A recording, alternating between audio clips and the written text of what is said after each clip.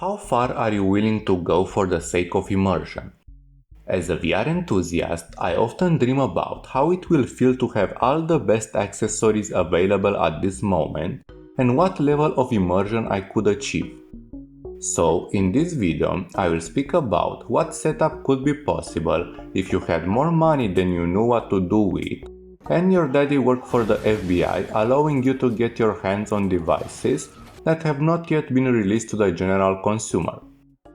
With the introduction out of the way, let's start my crazy dream talk. We will begin with the basics and talk about the main component of this setup, which is the headset. In this regard, I will remain with the Quest 3 despite it not being the most powerful device. The reason behind my choice is that at the moment, this is the most versatile headset that allows access to the biggest library of games. In order to maximize my comfort, I will pair this headset with the new Bobo VR Headstrap S3 Pro, which will come with a little fan and a 10,000 mAh battery. For unlimited playtime, I will get a second battery in order to be able to swap them indefinitely. Now we can speak about immersion without haptic feedback, and for this I will want to try the tacked gloves from Haptics. Right now the gloves are recommended only for developers because of the lack of native support, but honestly, I don't care. They look so good that if I had the money, I would like to get them no matter what. For the rest of my body, I will betray Haptics and go for Shockwave full body haptic suit, which will allow me to feel vibration all over my body, including my butt. Whoa. I'm a family-friendly channel, so all of this is for the sake of science. Now, putting the jokes aside, this is the most complete haptic suit I know about that has 72 haptic motors, of which 8 on each arm and leg, 20 on the front of your torso, 12 on the back, and 8 more, you guessed it, on the butt. I don't know where all the love for butts come from, and honestly, if they deliver on what it's promised, I don't even care.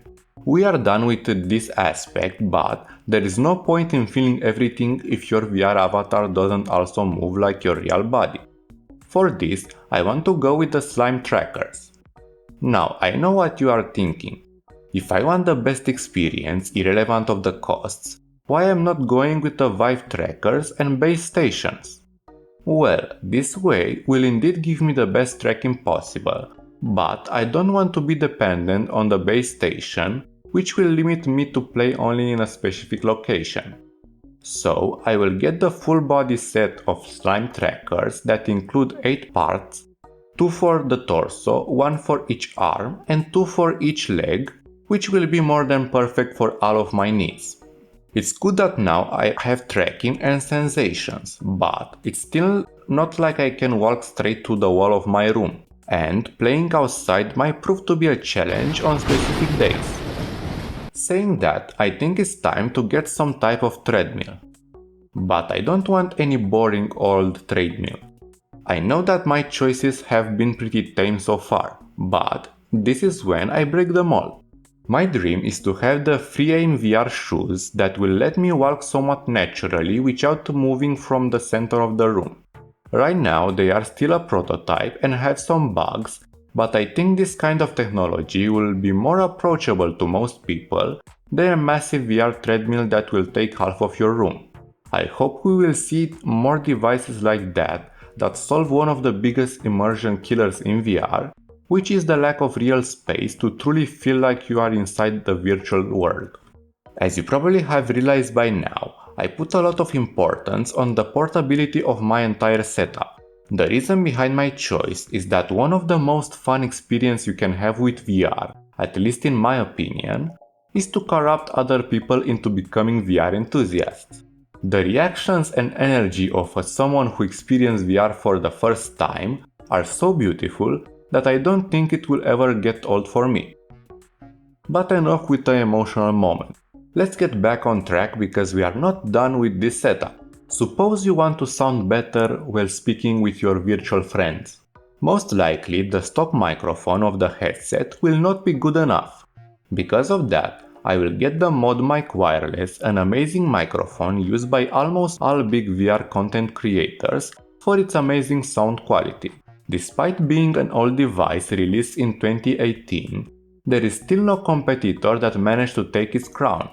And for the cherry on top, the ability to express yourself without words in VR, we need the VIVE facial tracker, which will allow us face tracking while still using the Quest 3. With this, my ideal setup, possible with the current technology, is done.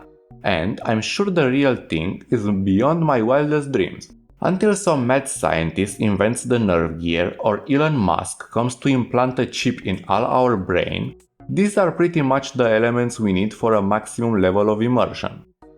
With time, there will appear better versions of these devices, but the layout will pretty much stay the same until someone finds a way to revolutionize the space. I will leave the links to the devices mentioned in the description, just in case some of you are mad enough to buy a couple of them. I would like to know what your ideal setup looks like, so let me know in the comments. If you enjoyed the video, I recommend seeing this next. Goodbye.